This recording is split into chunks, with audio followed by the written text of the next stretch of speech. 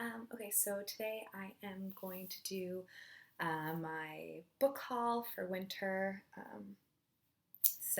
Yeah, the first two books I got a gift card from my friend for my birthday, and so I used that to get The Golem and the Jinny, which was recommended to me by Jenny from Jenny King. This was the BookTube Recommends book that she picked for me. And then I also was able to get Room by Emma Donoghue, which was recommended to me by Patty from I Smell Books, also for my BookTube Recommends project. So that's exciting. I also saw, then the rest of these, I guess I purchased myself, Guantanamo Diary by Mohamedou Old Slahi, I think, edited by Larry Seams or Symes. I'm not really sure. But yeah, so this is super, super interesting, and I'm pumped because it had just come out in paperback. I had been waiting for a while. I haven't read it yet, of course, but basically it's written by a man who's in Guantanamo currently, and I think he was slated, he was already cleared for release, but he's still been in Guantanamo this whole time, and it's so interesting. I'm going to read the back to you. Since 2002, Mohamedou Old Slahi has been imprisoned at the detention camp at Guantanamo Bay, Cuba. In all these years, the United States has never charged him with a crime. Although he was ordered released by a federal judge, the U.S. government fought that decision and he remains imprisoned. 3 years into his captivity, Slahi began a diary recounting his life before he left his home and disappeared into U.S. custody. His diary is not merely a vivid record of a miscarriage of justice, but a deeply personal memoir, terrifying, darkly humorous, and surprisingly gracious. Guantanamo Diary is a document of immense emotional power and historical importance. I'm just so excited, and a bunch of it, because it had to go through. I'm surprised that they even allow this to be published, but a bunch of stuff's redacted because the government had to, take a peek at it before they release it. I think it's probably names and places that were redacted. But anyways, I'm super excited to read this book. The next book that I got was Brothers Karamazov by Fyodor Dostoevsky, translated by Richard Pivar and Larissa Volokonsky. I don't know how to pronounce their names.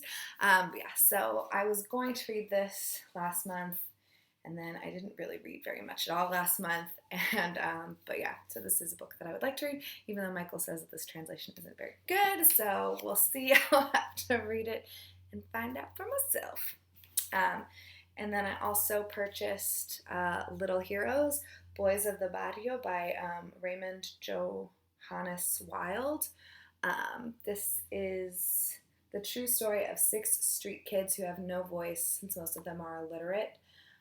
It's part of my Dominican authors challenge that I'm trying to set for myself. The problem is that there are not very many published Dominican authors, and all of them aren't translated in English. I'm going to probably be reading some of them in Spanish. So this author is not, I'm pretty sure he's not Dominican, but these are stories of boys from the Dominican Republic, so I thought that would be close enough, basically, since I don't think I'm going to be able to get 12 different Dominican authors, unfortunately. And then the next two are books that I got from my Indispensable subscription. The first one is Mr. Splitfoot by Samantha Hunt. And I'm really excited to get this. I don't usually buy new releases or hardcovers because there's so many other things that I want to read that I don't really care.